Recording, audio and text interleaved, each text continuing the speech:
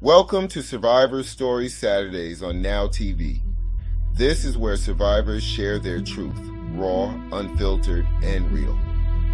Every story you hear is more than memory. It's a lesson, a warning, and a beacon of hope for those still finding their way out of the fog.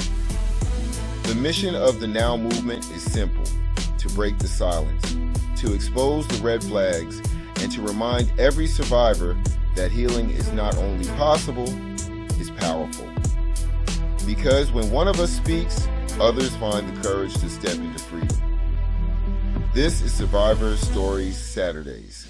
Stay powerful.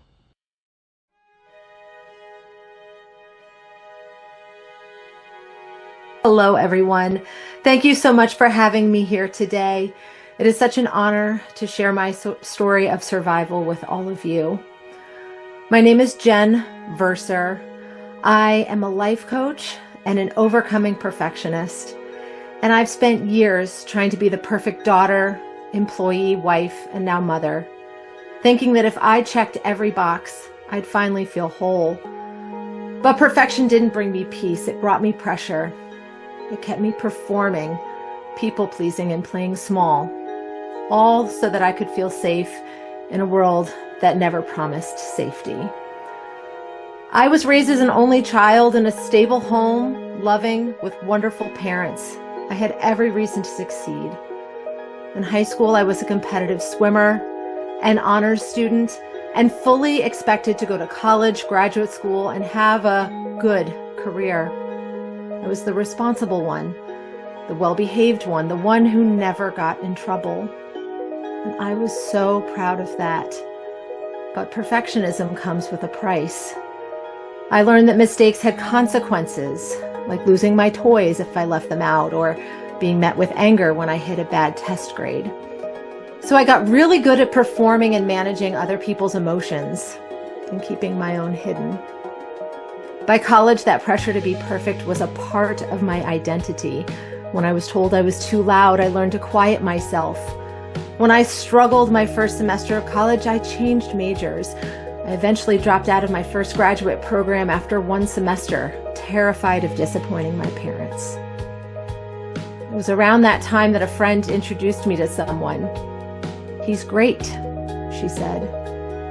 "I've known him for years." I trusted her.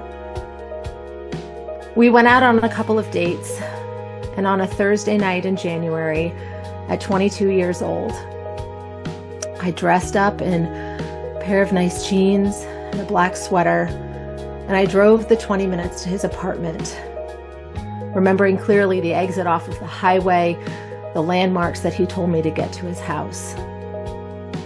We went out for a couple more drinks after getting together, and we returned to his house. One thing led to another, and before I knew it, something that I had been given was gone. I was not given a choice. I was told, "Let's get this out of the way."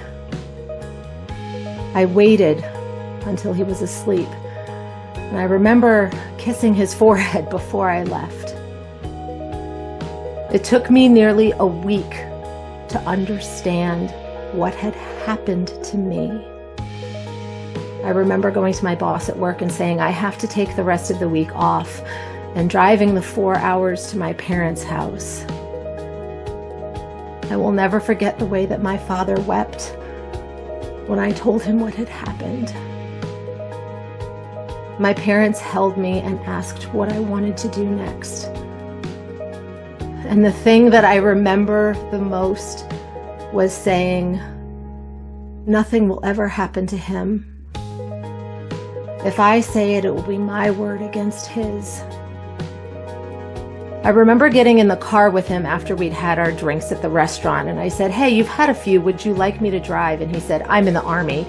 Even if we get pulled over, nothing bad will happen to me." And so for years, I remembered that nothing bad would happen to him. I did not understand why for a decade my body would shut down in January. I didn't understand why I was so broken and kept male friends at a distance. I didn't understand why they didn't want me.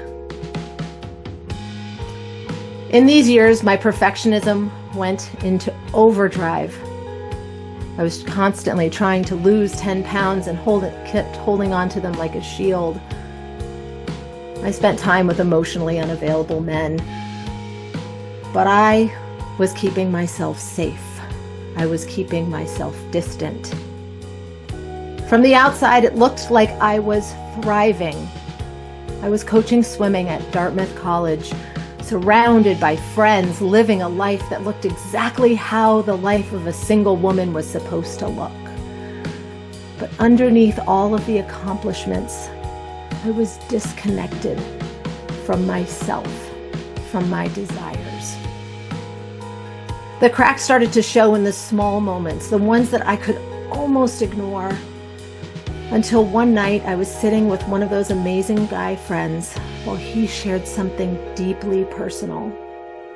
I regret to say I don't remember what it was that he was sharing, because all I could feel was a wall building up in front of me, a wall of protection telling me that I was not safe to share why I shut down every January, why I cried in the shower over seemingly nothing, why I never truly felt safe.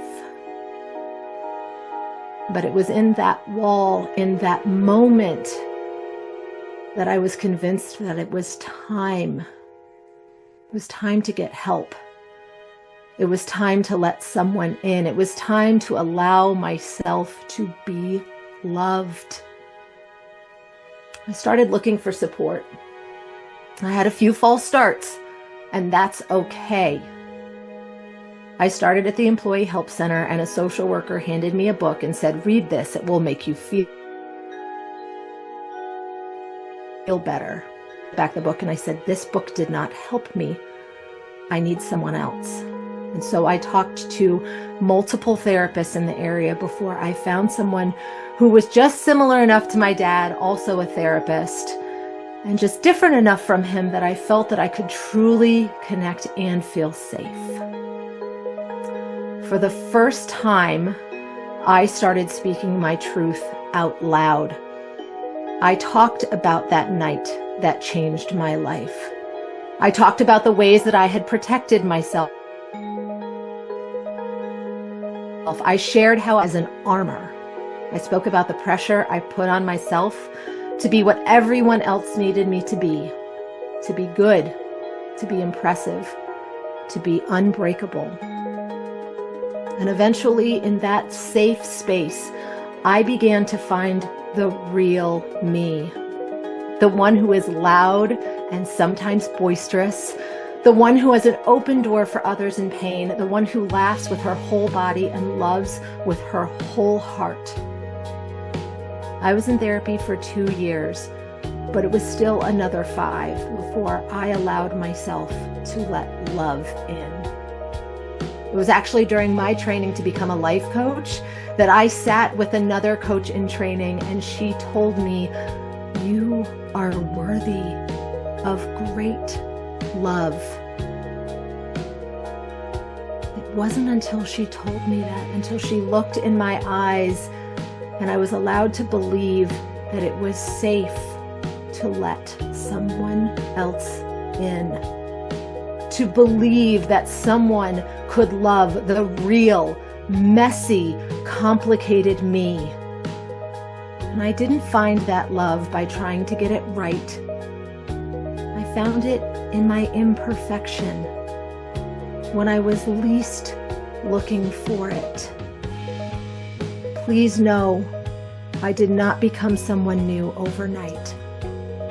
It took work and it took time.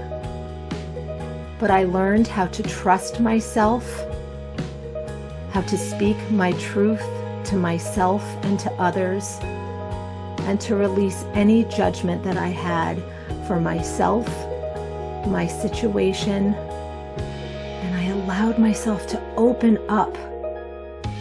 I have spoken on this survivor story many times because I learned that every time I share it, not only does someone else know that they are not alone, but I get to feel a release. I get to feel the weight of my story lifted from me. So if you are looking to not be alone anymore, to believe that you are worthy of more than being a victim, please know help is there. If you are looking for someone to talk to, I am here not only as a professional, but as a fellow survivor. Your story is worth being told, and your survivorship is so real. You are so important in this world. My name is Jenn Verser. I'm a life coach, and I would love for you to follow my story at jennverser.com. I am also on Instagram, Facebook, and LinkedIn. Jenn, Jenn _Verser, Verser. Thank you so much. This has been Survivor Stories Saturdays on Now TV. Every voice we share breaks another chain and lights another path forward. If you're ready to take your next step, the NOW Healing Library is free and waiting for you at thechurchofrealtalk.com. Join us next week for another story of survival, strength, and freedom. Until then, stay powerful.